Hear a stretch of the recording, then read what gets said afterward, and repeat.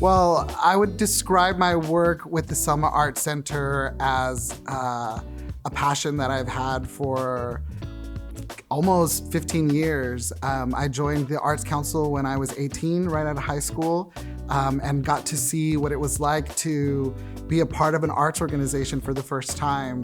We have been able to really focus programming on the community, and that has been my number one goal working with the Selma Art Center is how do we curate programming that speaks to the people who come to our art center.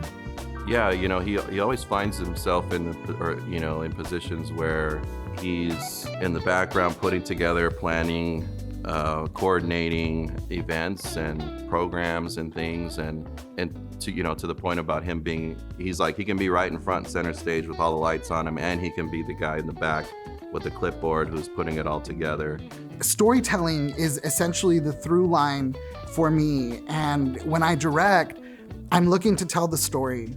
And the projects that I choose to direct are projects that speak to me because I recognize that story. And so these immigrant stories, I recognize the stories of these disenfranchised communities. And so it allows me to be able to tell that story as a director who didn't really have that experience, in education growing up as a director.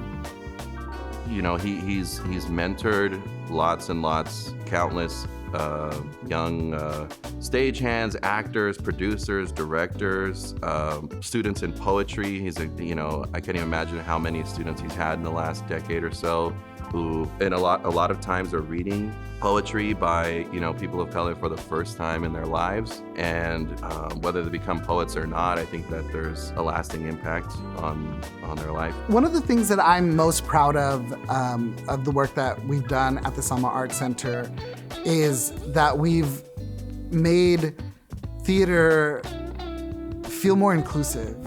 I really do believe that. And I think that the work to create and carve space for more diversity and more inclusivity on the stage is so important, and I see it as a challenge.